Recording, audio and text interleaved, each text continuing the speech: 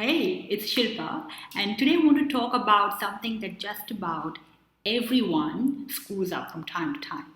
So, no matter how many years you have been in practice, how many patients you have been talking to, how many cases you have taken, seminars, workshops you have conducted, it's also a common reframe in my Argentum mentoring program, when we are giving feedback. And the feedback is you are not your patient. So the deal is this: no matter whether you use homeopathy or another modality, the reality is you're probably at a different level of knowledge and a different stage of awareness than your patients. So, knowledge wise, you will be at a much more advanced level than your patients, but you could be functioning at a very different stage depending on your journey. So, when I'm taking my patient's case, when I'm understanding their state, their symptoms, the diagnosis, the conversation that is going on in my head is completely different than the conversation that's going on in my patient's head. One thing is because I have so much experience, I've been at this game for how many, 17 years almost that I'm doing this, and also that I could be at a completely different stage in my own personal journey and life than my patient. So, my idea of the outcome I want for them, my hopes, my dreams for them, could be completely different than theirs. And this was something I stumbled down upon very early in my career when I had just shifted my Mumbai clinic to a small rural clinic. And I was this young 24-year-old doctor who had witnessed some amazing life changing potential homeopathy could offer in my really short, 1 year practice. And it made me believe I was ready to change, more lives and transform the health and well-being of another new community. And when I went in there, I was in for a very rude shock. There were people with conditions I had never ever seen in my urban clinic. Children who were malnourished and sick from recurrent malaria, typhoid, dysentery, people with alcoholic cirrhosis, diabetic gangrenes, chronic splenomegaly. And I started seriously doubting whether homeopathy did really have any scope there. And not surprisingly, it turned out to be my most miserable year. And at the end of which, I was really ready to give up homeopathy in a way. And I think that let go process really helped because it was around that time I started to really listen to my patients' real wounds, pains and frustrations. I started shifting my focus on their pains and I had to let go of my so called homeopathic case taking mode and started into this interactive conversation with my patients.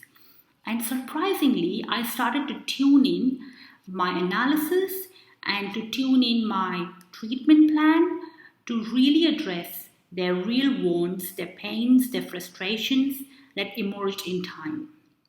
I realized the fact that what they really needed was simply painkillers.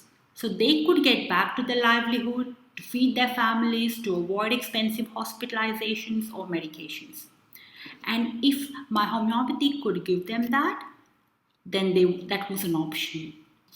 And so many times I hear practitioners say, people should be doing this, or Hahnemann has said this, or people have this problem and we could prevent it this way.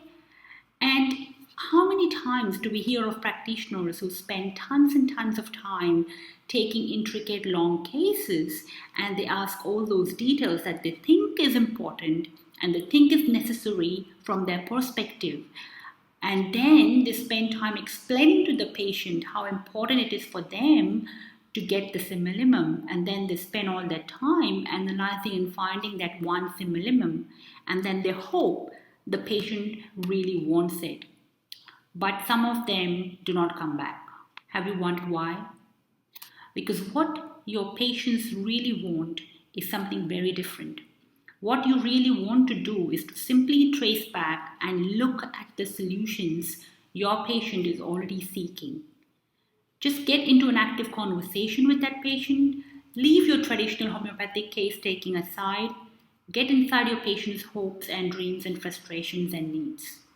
So if I look back at what I did with those patients was finding what they really, really want from my treatment. Not what their chief complaint is. It was their choice if they came up with their chief complaint, but it just depended on what their stage is. So trying to tap into what their pain points were, what is their most immediate need, and how can I help them. So I was not sitting there trying to come up with my idea of what they want. I'm listening to what my patients are telling me. And this might sound really simple, but if you ignore this, then it's at your own peril, because I've seen so many practitioners and even my own students sometimes, taking detailed cases and pouring their heart and soul into finding that one remedy. And that's not necessarily the right approach for some patients. Or it might be the right remedy, but it's positioned at the wrong time, and that could be the reason. So in our kind of practice, it is so much easier to get this information from a very simple conversation. We do not need pathological tests or elaborate procedures to get this. We just have to get in that conversation with our patients. So one of the things I learned in that rural clinic and that I teach my students is using the startup approach.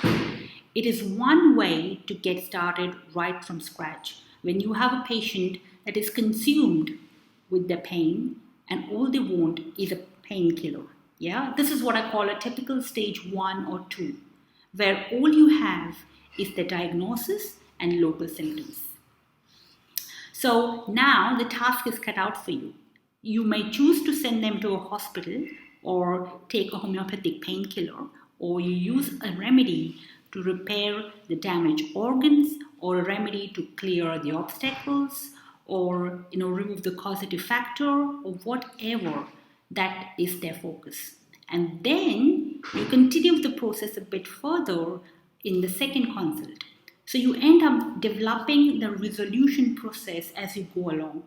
And when you're taking that journey with your patient in that way through direct interaction with them and entering a conversation every step of the way, you end up with a treatment protocol that is tuned to your patient, that will help people, and you're learning how to deliver it. You're learning to manage it, and along the way, you learn how to offer that particular treatment to your patients. So if you look at what I did over the years, is that I individualized an approach to suit my patients' exact needs based on my stages template. And the stages template has this amazing run of success now. I've been using it for about 16, 17 years, and I've been teaching it for about 8, coming on to 9 years. And it relies on the conversation with the patient and asking them 3 specific questions to get what they really want from a treatment. And you tune in your case taking, you tune in your analysis, your approach, your prescription, the way you communicate with your patients, the treatment to that need. And then along the way, you can even use this information when you talk to your patients outside of a consult, when you share your homeopathy on websites. So this is something that ties into what your patients really want. So please, I want you to do this and refuse to focus on some agenda that your patients do not want.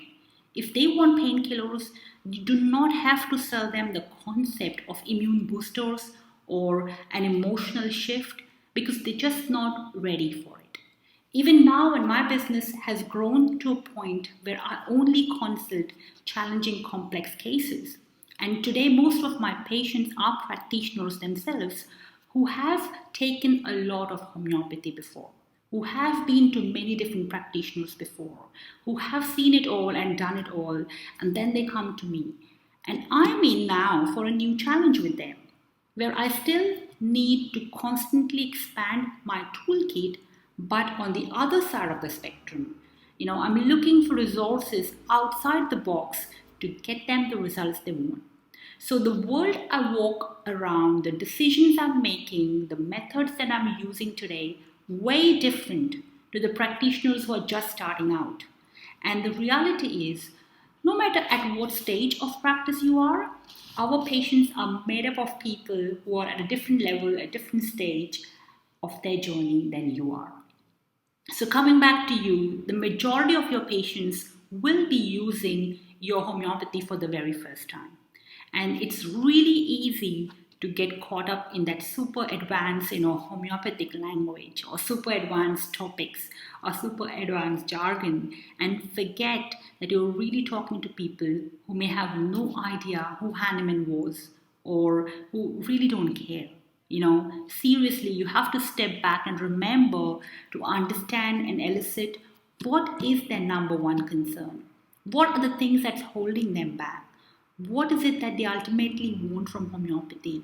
What are they already doing to find some, resort? So this is what you have to get on and converse. You have to speak to those things. You have to do pretty much the same thing. You have to be at the same level and stage where your patient is at. Don't get caught up with what's going on in your head. Get caught up in what is going on in your patient's head. You want to enter the conversation that's already going on in your patient's mind. They're walking in their world, they are super busy, they have all these kinds of stuff going on in their lives. You are basically an intruder in their conversation, in their mental world of what's going on. You have to reach and get their attention. You have got to grab their focus by reaching out to what's in their heads. Always focus on what is holding them back. What's their pain? What's their frustration? What do they hope to be able to do with your treatment? And you need to speak to what those things are. Please don't forget, you are not your patient. So that's it from me today. If you're watching this anywhere besides my blog, please go to shilpabaraskar.com and let me know what you think. I'm really, really interested in what you think about this.